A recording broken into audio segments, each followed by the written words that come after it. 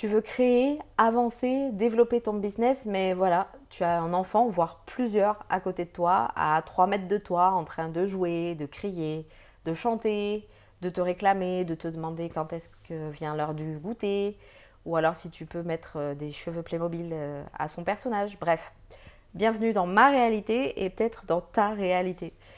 Je me suis dit que ça pouvait être intéressant et amusant de faire une petite vidéo sur les coulisses de ma créativité avec ma fille à la maison.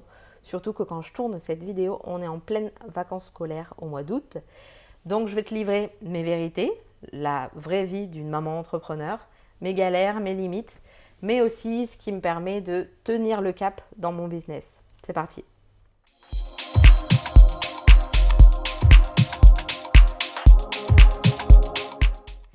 Créer avec une enfant à la maison, on va se le dire, hein, c'est pas très glamour et c'est pas ce qu'on voit sur Instagram. Je te le dis de suite. En fait, ça va être des phases de créativité interrompues, des idées géniales que tu penses que tu vas pas oublier, mais qu'au final tu finis par oublier, des visuels conçus entre deux dessins animés ou deux changements de jeu. Et aussi, plus sérieusement, c'est aussi beaucoup de culpabilité.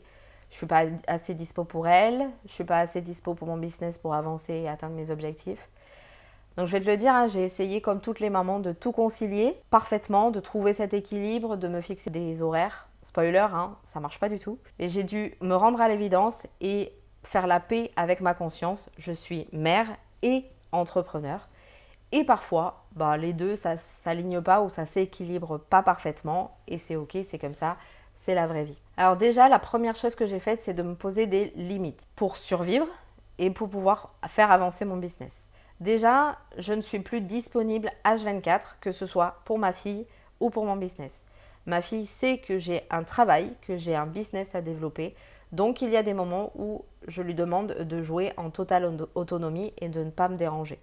Pareil pour mon business, j'ai une fille à la maison et donc je dois aussi être disponible pour elle, que ce soit pour des rendez-vous ou même tout simplement pour être avec elle et ne pas culpabiliser comme je l'ai dit dans l'introduction. Donc déjà, il faut trouver ces règles-là à mettre en place et ne pas être disponible H24, que ce soit pour ton business ou pour tes enfants. Ensuite, les jours où j'ai ma fille à la maison, le mercredi par exemple, je ne planifie rien d'important. J'évite au maximum les visios que j'ai planifiées plutôt sur les mardis et les jeudis.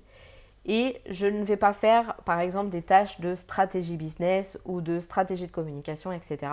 Je vais plus me réserver des tâches créatives qui ne me demandent pas énormément de jus de cerveau parce que sinon, clairement, on n'y arrive pas. Et ensuite, j'accepte que certains projets mettent plus de temps que certains entrepreneurs qu'on voit sur Instagram et qui n'ont pas d'enfants et qui donc peuvent travailler de 7h du matin à 23h le soir sans interruption. Il faut aussi lâcher prise et comprendre que on ne pourra pas avancer au même rythme que certains entrepreneurs. C'est comme ça, c'est la vie et on vit mieux avec une fois qu'on a intégré cette idée-là dans notre cerveau. Alors je voulais quand même te proposer certaines astuces que j'ai mises en place pour pouvoir concilier à la fois ce rôle de mère et à la fois ce rôle de chef d'entreprise et surtout qui m'aide à rester créative malgré tout, malgré les dizaines de mamans que je peux entendre dans la journée. Déjà en période scolaire, parce qu'il y a en fait deux grosses périodes, c'est le travail en période scolaire et le travail en période de vacances. En période scolaire, je vais faire le maximum de tout ce que je peux tant que ma fille est à l'école. Et c'était la même chose quand elle était chez la nounou 3 jours par semaine. Vraiment, mon focus était sur ces jours-là où j'évite la moindre distraction et je rentabilise à fond le temps de disponible que j'ai pour mon business. En période de vacances, c'est un peu différent puisque j'ai ma fille H24 avec moi.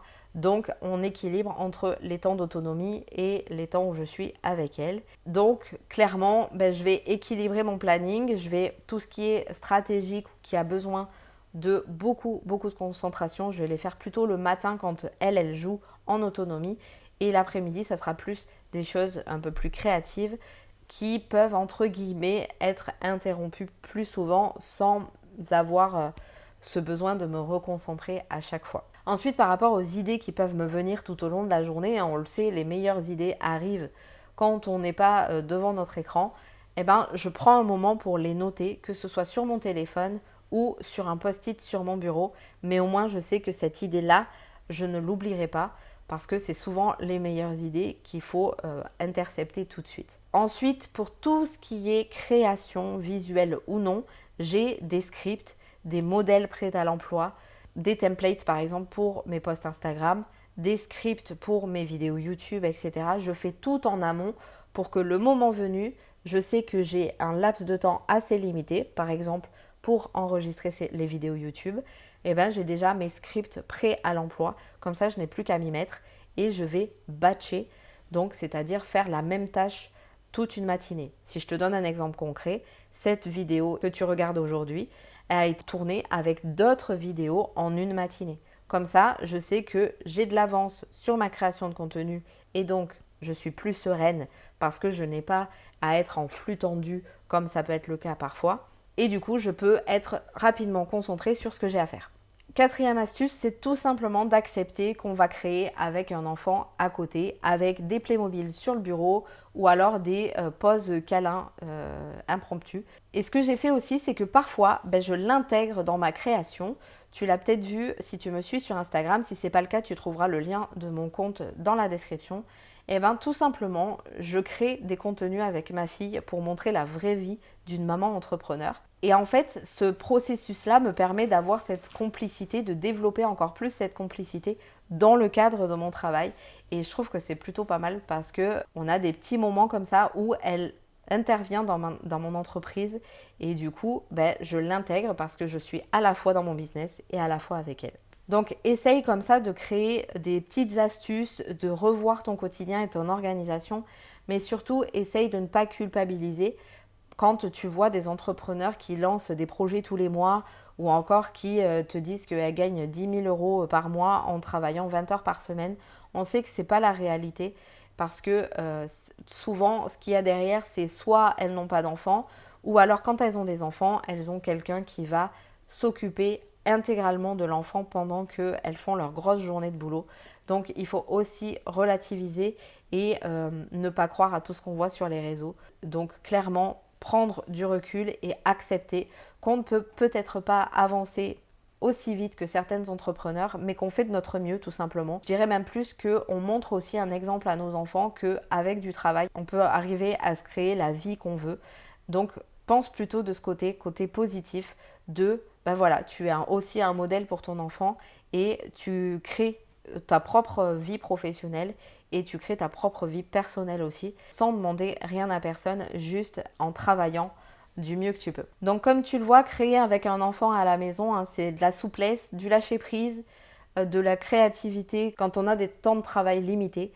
Donc clairement, c'est toute une aventure. Et donc je voulais terminer avec un message pour toutes les mamans entrepreneurs qui me suivent et qui vont regarder cette vidéo. Vous n'avez rien à prouver.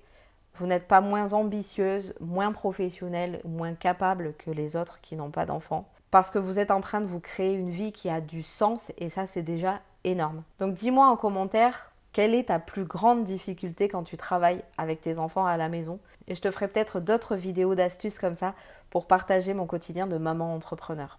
En attendant, je te souhaite une bonne journée, une bonne après-midi ou une bonne soirée en fonction du moment où tu regardes cette vidéo et je te dis à très vite.